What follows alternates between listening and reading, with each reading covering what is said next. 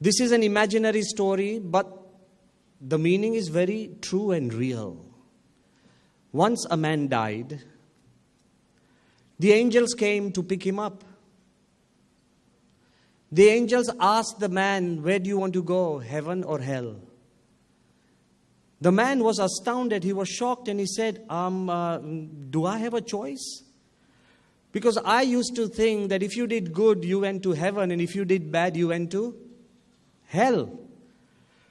Well, the angel said, well, democracy is catching up, so you have a choice now.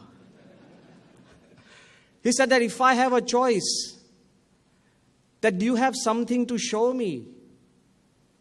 Some leaflets or brochures or anything to really let me know what heaven is like and hell is like? The guy said, yeah. The angel said, yes, we have something. If you want to see what heaven is like, here's a brochure. And if you want to see what hell is like, here's a DVD. In this age of technology, the man started salivating. He started thinking, okay, he looked at the brochure first because everybody's interested in heaven, and he saw pictures of sparse people, very morose, quiet, silent, thinned after fasting, not talking, trying to smile, a little halo here and there. He said, God, I don't want this heaven if this is heaven. And when he slipped in the DVD and when he started watching visuals of hell, there were people laughing, dancing, reveling, feeding, the type of things we do here. He said, well, hell is no different. So suddenly he calls the angel and says, I've decided. The angel says, I'm giving you 1 week to decide. He said, no, I've decided. He said, where do you want to go? He said, hell. He said, are you sure you want to go to hell? He said, yes. One last chance. If you want to go to heaven, take the staircase up. If you want to go to hell, take the elevator down. The guy started thinking, look, hell is technologically advanced. So obviously, I don't need to think twice. I want hell. He gets into the elevator, which is nicely decorated, beautiful, gilded in gold. He presses the switch of hell.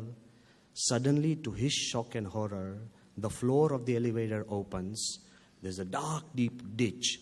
He falls into that ditch, full of smell, filth, and he's trying to barely survive. He's almost suffocated. And he's trying to survive, looking up at the top of the place, and he starts shouting, well, is this hell? The guy said, of course it is. He said, what about all the DVDs you showed us? He said, that was our publicity department. We live in an age of promotions, presentations, and perceptions, where we can sell heaven as hell and hell as heaven. We live in an age where truth, peace, harmony, the meanings are constantly being changed, and they are diminishing, and they're almost becoming cliches. We live in an age where showmen succeed and real men fail. And I also want to point out, recently we live in the age of Cambridge Analytica, where data is not just collected,